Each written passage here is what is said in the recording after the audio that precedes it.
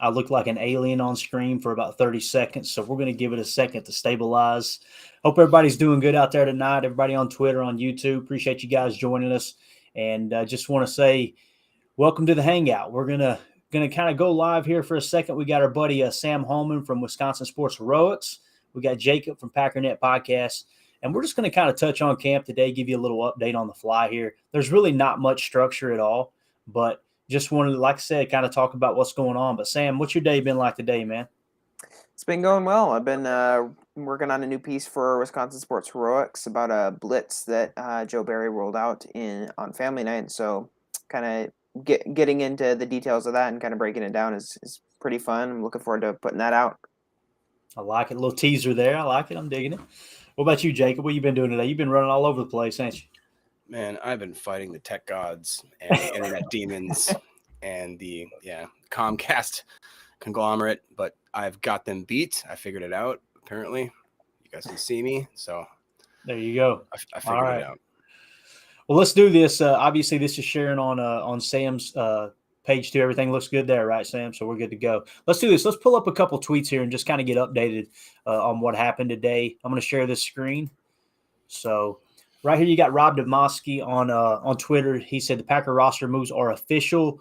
They signed safety Micah Abernathy and running back Dexter Williams. They also released wide receiver Osiris Mitchell and long snapper Stephen Wordle.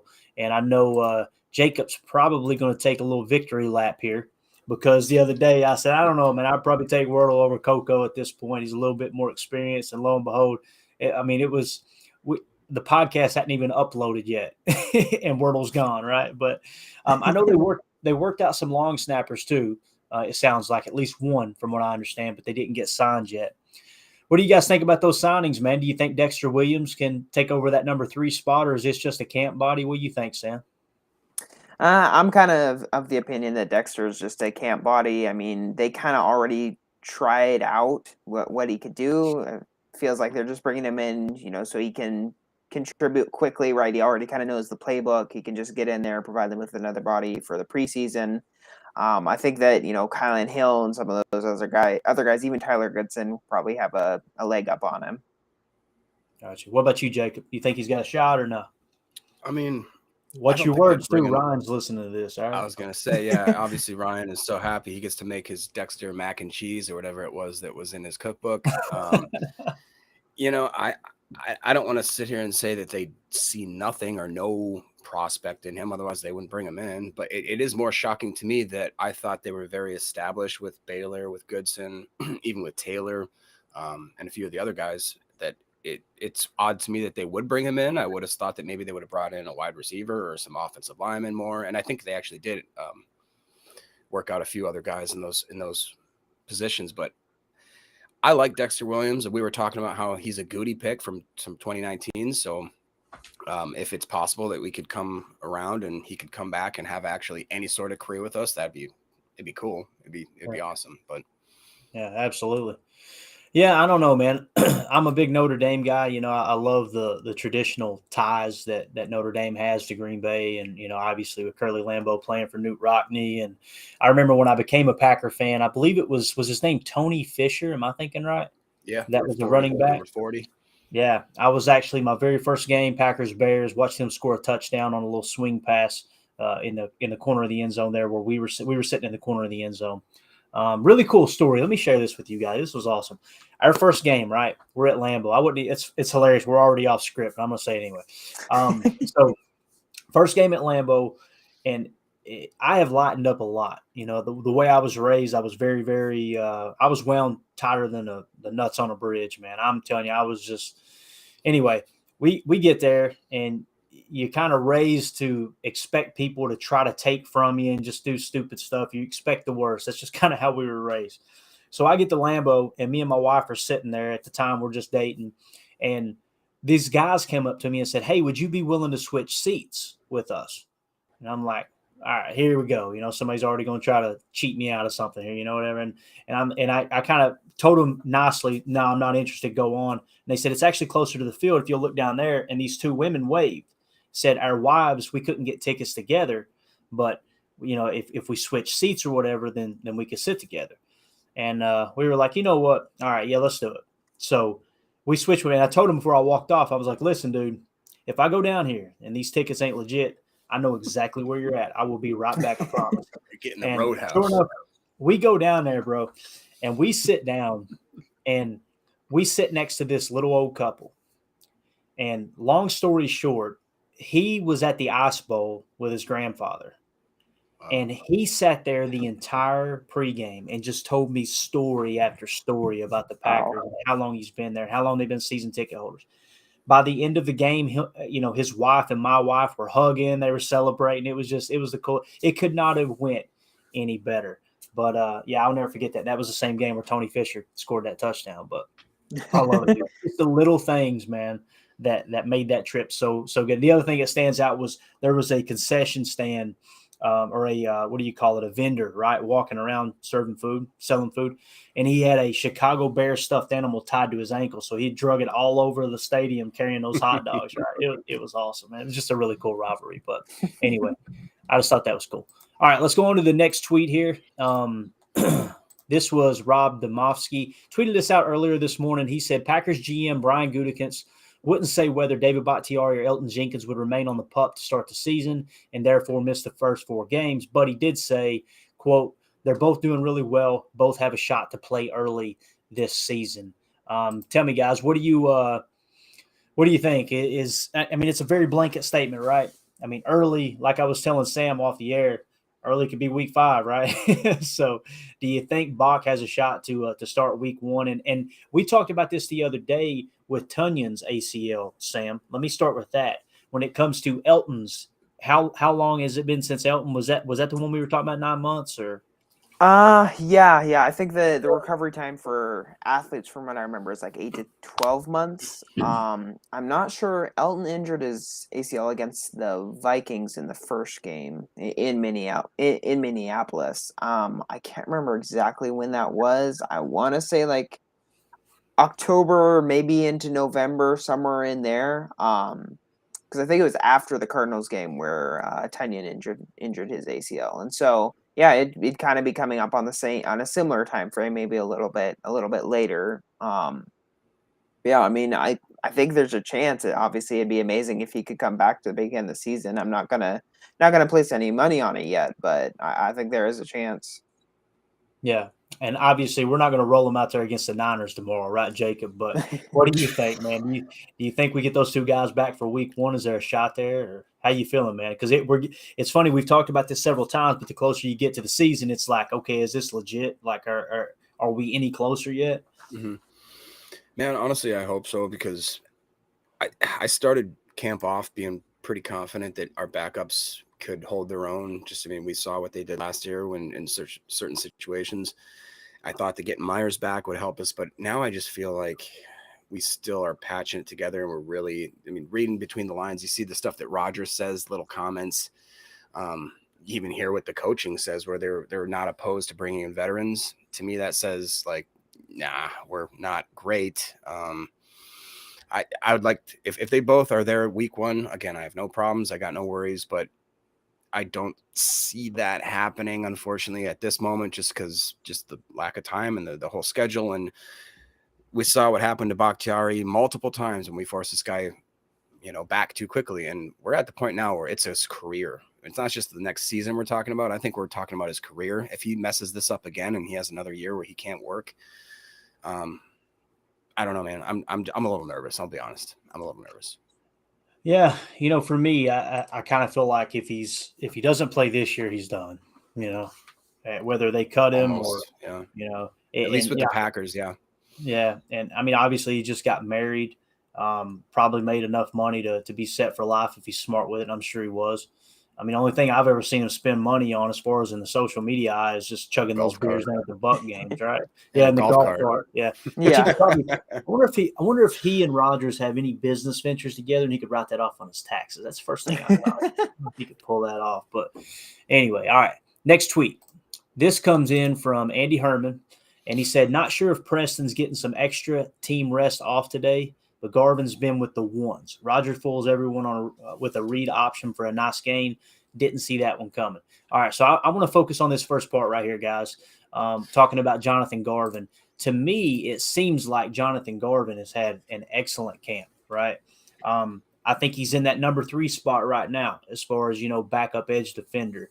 Sam, do you see any other edge defender winning that backup role there? Because you're going to see a heavy rotation of that. You know how these guys get banged up, throughout the year, and they may be out just a handful of plays, and it might just be to spell one of those guys, right? And of course, you've seen Kenny Clark probably playing a little defensive end. We could see that being a possibility at times, depending on what kind of front they want to show. But what do you think, man? Is Garvin the number 3 guy right now? I think so. I've always kind of, similar to you, I've always kind of been a Garvin fan. I think he just needs to figure stuff out and be more consistent, but he's shown some really interesting tools. He's a big guy. He's got some length. As for who else could compete with him, I mean, in past practices, we've seen Ladarius Hamilton kind of flash some nice stuff. Tipa Nalier had some nice moments last year. Sounds like they're both behind him, or at least not, ahead of him at this point on the depth chart. But yeah, I think one of those 2 guys could maybe compete if they have like a really nice preseason. One thing I'm going to be watching right in this upcoming preseason, how Garvin defends the run, how he sets the edge, because I think we've talked about it in the past. That's a big part of how the Packers want to run their defense, is just having really strong defenders up at the point of attack around the offensive line, just to spill those runs out to the secondary and linebackers. Definitely. What do you think, Jacob? Man, so when we talked about our 53, when I look back, unless this article is completely wrong, I tried to look at what week 1 going into the opening week 1 our roster looked like, and we had 6 offensive or outside linebackers, and I don't remember exactly who they were. And then I tried to mash that up, and it did make sense that with this year, because I know obviously Preston and Gary, and then either Tipa or Garvin, but then I really do think Hamilton's done a lot, and I don't think that they draft Enigbare. I'm going to keep saying that until I say it wrong. Down on that hill. I don't think that they draft Enigbare in the 5th when people are saying he's a 2nd, 3rd, 4th prospect and just write him off. I think that right now what they have is Rashawn Gary, year 1, a bundle of talent, a bunch of raw physical freakness that they just need to mold with their little clay of, coaching, and see what they have after year 2. And I don't think that they're willing to let that guy slip. So I don't know. As far as the depth chart goes, I'd love to see Garvin on, the number 3 role. I love Tipa, what he in theory could do, but I just feel like he's so small that I'd like to see Hamilton maybe solidify that 4th string role and see what happens there. Maybe use Tipa as more of a specialist. 3rd down, he seems to be kind of a smaller guy, a more quicker guy. That's where I kind of see that. Yeah. And we kind of talked about it a little bit earlier there, Sam. I mean, you got, with a Nagbar is how I'm going to say it down here in the South, Nagbar. And it's 1 syllable. But so you got, obviously you got Smith, you got Gary, right? You've got Garvin. Let's say it is Tipa, right? And now coming in behind those guys, Hamilton's had a heck of a camp, man. He's really flashed. But you've got a Nagbar too. I mean, is there a chance they carry 6? I mean, I don't think they've done that in a long time, have they, Sam? I mean, that you might have to go back to the Dom Capers years since they carried 6 edge defenders. Yeah, at least the last couple of years, they've really stuck to 5 or around there. I mean, I think they could if they really like what Hamilton and Tipa bring. I don't think they're gonna cut Kingsley. I think he's gonna make the team. Just he was a fairly high pick. I think they really like him. I mean, even talking about him being raw, I think he even showed some stuff at family night. And so, if he can build some stuff in the preseason, we could see him challenge for that number 3 outside linebacker. But yeah, I think it is possible that they keep 6. I think that right now the competition is kind of between Tipa and, you could throw Ramsey in there, Ladarius Hamilton, all those guys. I was going to say Ramsey, yeah. Yeah. He just can't keep seems healthy. To be somebody that, yeah, he's like that. He's that guy that won't die, right? I mean, it seems like year in and year out, he somehow makes it on the roster. What was I going to say? There was something else I was going to cover. It'll come to me here in a minute. Oh, yeah. I mean, when you talk about these fringe players and getting out of the realm of the normality of, like we say, carrying 5 edge defenders, I mean, special teams has really got to come into play too, right? If you're going to keep extra players at certain positions, I can't imagine it wouldn't be, corner or safety just for those special teams purposes. And Rico Gafford, man, I'm about ready to buy a jersey. That dude, he's been my camp hero.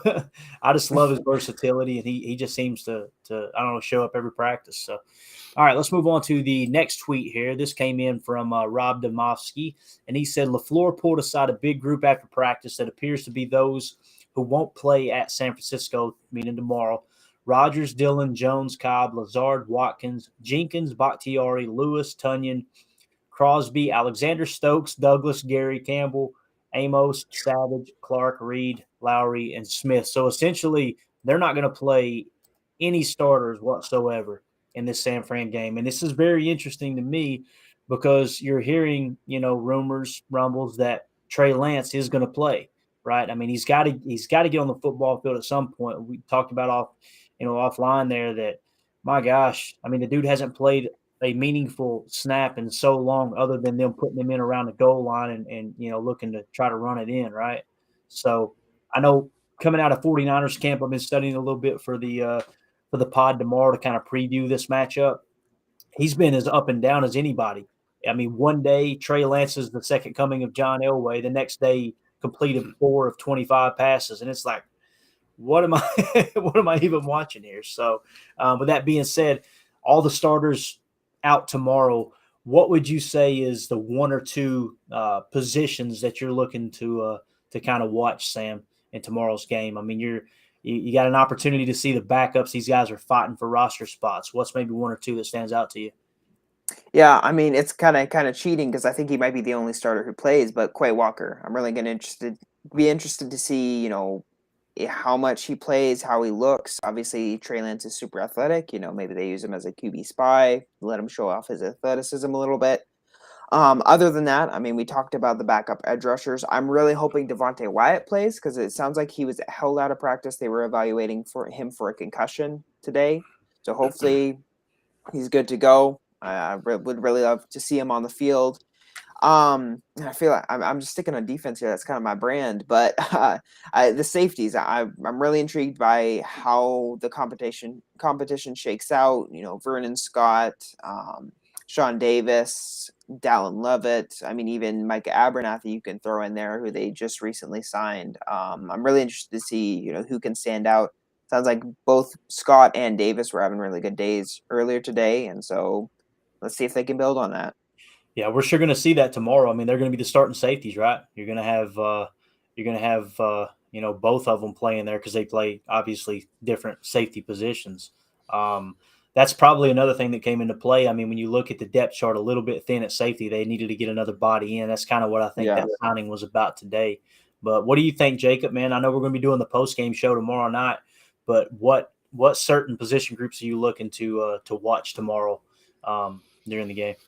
I'm sorry, Friday. I was going to say, I was like, man, my schedule's messed up. Since Sam kind of covered the defense and very well, I would have to say it has to be for me running back right away. Who's the guy that they first put in there with Love?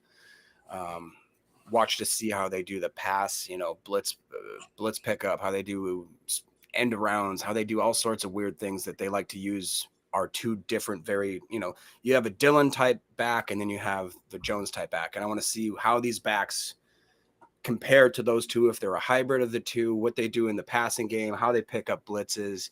And then I want to see our tight end group because I have no freaking idea what they're thinking. I have an idea what they're thinking, but I don't quite know how it's going to come together in the end. I don't know if Tyler Davis is going to be a cap hazard, if they like him so much that, I can't see them ever getting rid of DeGuara, obviously Tunyon or Mercedes, but I don't also see them ever getting rid of Daphne. So I don't understand where that group fits. I've seen, Daphne making like a turnaround one-hand grab, and granted it was pretty much slung right into his breadbasket there, but he still showed the ability to track the ball, receive, and then turn up field and go. So that, and then obviously the offensive line. I want to see what they do. San Francisco, even if it's their backups, I have to believe that they have a pretty good squad. They usually do. So we'll see how that works. And hopefully Love can show that he deserves to be still on our squad, still having some hype. I don't want to, I think he's had a good camp.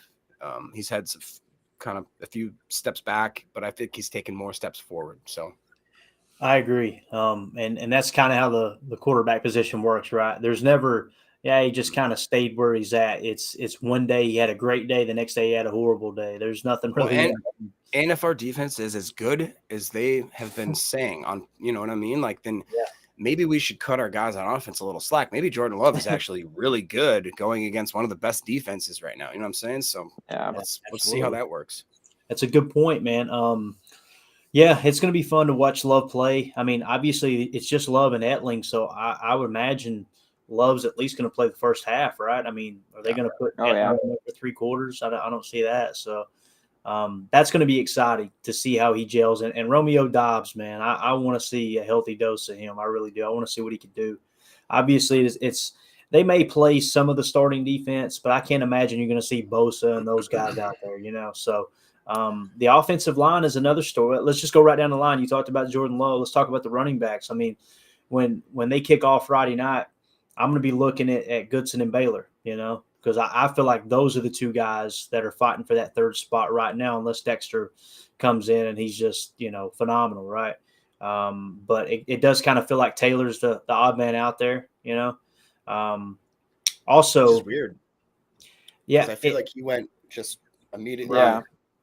The thing that comes to mind for me, Jacob, first of all, toward the end of the year last year, I thought he played well. I thought he performed well. I mean, I felt pretty confident. Like any time he did get the ball, it was like I thought he did good things. But at the same time, when you've got players that can do the type of things that Aaron Jones does, nowhere near that level.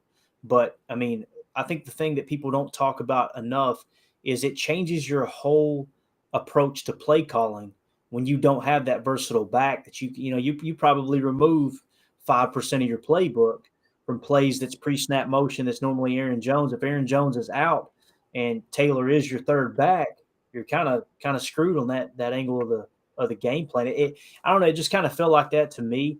At the same time, there in that playoff game when A.J. Dillon did go out, a lot of people forget that, with A.J. Dillon getting hurt there in the 49ers playoff game, that really changed the whole dynamic, of how the offense was going to operate. You want to pound that guy, you know what I'm saying? Especially in the cold weather. But, so, and then at wide receiver, like we said, Romeo Dobbs, I want to see what he does tomorrow. Samori Toure is another one. I think I'm the only person that thinks he's got a shot at making the active roster. But, I mean, what he did at Family Night, it was strong. Yeah. Go ahead, I like him. No, I mean, that's one of my situations or one of my scenarios in my head was that for whatever reason, somehow Watkins doesn't make it. And Samori Toure was so, the guy just looks like he's ready. And when you looked at the draft kind of thing, all the knocks were on Christian Watson not having, that top end school. But then when I looked at Romeo Dobbs and when I looked at Samori Toure, both of their things were like, they're fully developed. They can run every route on the tree. They've done return stuff. And with like Toure, he earned his way up. He was at a small school and then he had to get over to Nebraska. And they were both considered very, very, very good deep threat guys, which they've shown. I think like that one play where Toure had to turn completely around, adjust to the ball, find it, track it, and then still got his feet in as he dove down. I mean, that looked impressive. And like I said, I'm a Winfrey guy, and I haven't heard anything about Watkins other than he catches a ball when he's wide open and he just kind of stick figure runs away. And it's like, I don't know if we need any more people than that. I think we have Lazard locked down. I think Cobb's locked down. So I could see a situation where possibly Watkins is the odd man out. Like you said, $50,000 to come and see a guy. Okay. I'll spend that. Right. Absolutely. Here's another tweet. So we got Matt Schneidman. He said, another good line from Jair Alexander on Romeo Dobbs that didn't make my story today. I haven't been able to go against him the whole camp. So the other day I was like, hold on now. You've got to go against the best before you can celebrate when you get a touchdown. So Jair out there kind of checking the young wide receiver. And also I think Aaron Rodgers said something to Jair. Did you guys read that too? That Rodgers made a comment to Jair? I think it was something along the lines of stay away from my rookie because he was jawing with him. So he seems to have taken Romeo Dobbs under his wing a little bit. But I think the story there, though, is Jair is he's a camp bully. I mean, it sounds like that dude is all over the place, and he's making sure his teammates know, listen, because there was one point, I think it was yesterday maybe, where he went off on Rasul Douglas, right? Where he got really. Did you read that too, Sam? Did you hear about that? Where I think he got in Rasul's face a little bit and was trying to amp him up. I mean, this guy, Jair was? yeah, I don't remember that specifically, but I might have believe- missed it. I believe I read that in a tweet, but nonetheless, the guy's just been all over the place. I mean, Romeo Dobbs' own camp, and it's like, okay, they get one shot at each other, and it's like, all right, here comes the alpha in the room, right? I'm so glad Jair's a Packer, but Did you what are did we you gonna see that? expect from Jair and these DBs, Jacob? I mean, and I definitely want to hear Sam's take on this too. But what do you think this year, man? I mean, is it going to be as good as we think it is? I really think so. I do. I mean, Feels like it. Jair Stokes is, I think, going to be one of the best second-year players in the league this year. And Rasul has a chip on his shoulder that he's still, even though he got a contract, I still think he's ready to become. And I don't know what they're going to do. I don't know if he's the slot guy, and I don't know if they're going to end up using Jair more in the slot, because it just seems like Rasul probably more should be on the outside to me. I don't know. I don't know his game well enough to be able to necessarily say that, but. Real quick, one other thing that I thought was awesome. Apparently today was the first fight of camp, and Rashawn Gary was the one that went in between the two guys and was like, get away. I love the energy, but get away from each other. And also real quick, if you guys haven't watched Hard Knocks yet, I just watched it before we started this, the first season.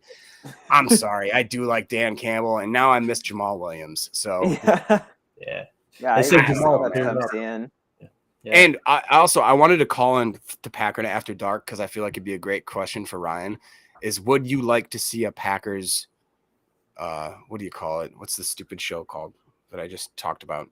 Hard Knocks. Hard Knocks. I don't think I would. I mean, I would love to see it, but at the same time, I don't want that drama and all that people puffing themselves up to get on camera. You know.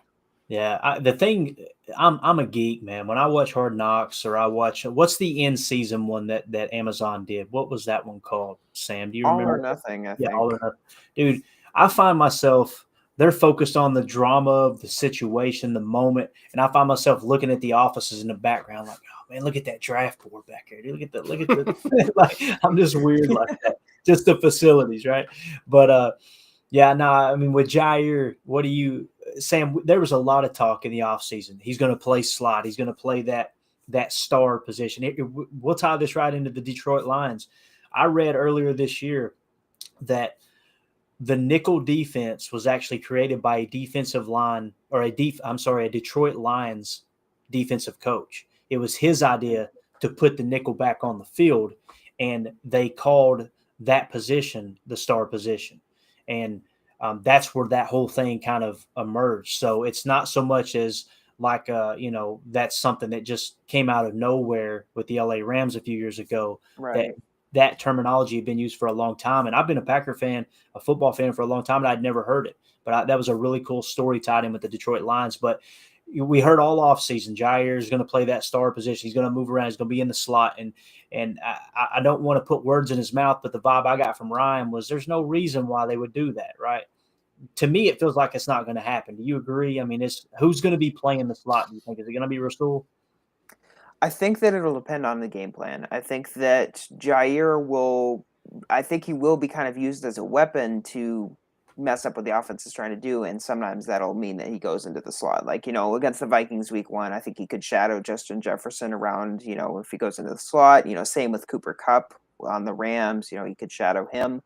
I think that from what it sounds like, Rasul has been taking a ton of snaps at the nickelback position. Then that may just be, he's never done that before, never been the nickel, and so he needs to have some extra experience there to pick up what he needs to know.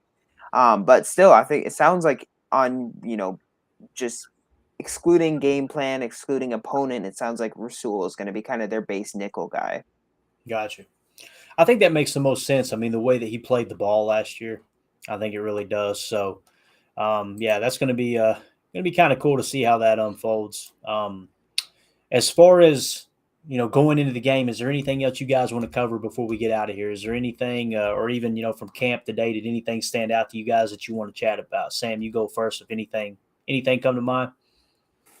Not really anything from camp. I just want to say, the 49ers, I kind of think that we might get blown out. I don't want to be a downer just because I think they're going to be playing more of their starters. Their defensive line is amazing, even the backups, and our offensive line, is a little bit of a question. And so just prepare for that. One other thing actually that I've been thinking about, just in connection with, we talked earlier about Jordan Love's, up and down, performances. Even Trey Lance has kind of had the same thing. I think that sometimes we put too much weight on training camp interceptions and training camp struggles, especially for these young quarterbacks, because, Jordan Love, Trey Lance, they've only played like a couple games the last couple of years in the NFL. And they're still figuring stuff out, right? Like I'm actually glad that they're making these risky throws, because they're making mistakes that they can learn from, right? They're trying stuff out. They're saying, hey, can I fit this ball into this coverage in this way? Okay, I can't. Let's learn from that. Come back and just keep slinging it. I'd rather have this than just have them hear that they're taking checkdowns every single play and not throwing interceptions, but also not pushing the ball downfield. Right. Yeah. Yeah. What about you, Jacob? I know it's a preseason game, and I know that it doesn't really matter that much, but we're going to San Fran, so I'd like to see how we travel.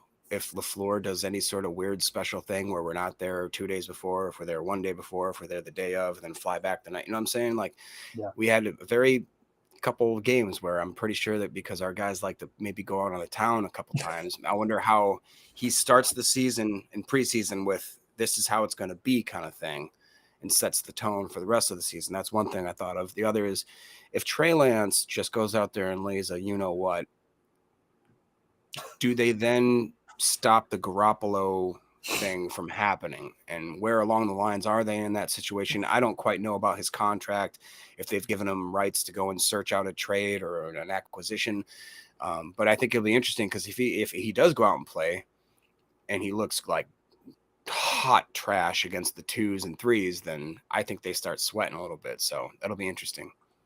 Yeah, I agree, man. I mean, when you talk about you putting a lot of pressure on a person. I mean, the thing he's got going for him is going against the backups, right? But again, are they going to play their starting offensive line? I imagine they have to, because you don't want to get him killed, So it's a unique situation, and everything. It's a recipe for disaster for the Green Bay Packers. I'm with you, Sam. So our very first post game show, we it's gonna be. I'm pretty sure the Packers are like notoriously, like, we lose almost every single preseason game that we've ever played because our coaches actually want to coach and see our development versus us score touchdowns from our 2s on their 4s. Yeah, very, very true. Very true. So, yeah. Either way, it's going to be a blast, man. Football's back. I'm excited about it.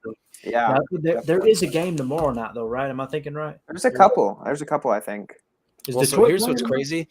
You talked about Trey Lance playing in this game. I didn't realize that the Canton game, the Raiders-Jaguars game, Josh Jacobs played like a couple snaps in that game. Yep. And I have him as one of my running back ones on one of my best ball leagues already that I drafted. So I'm like, oh no.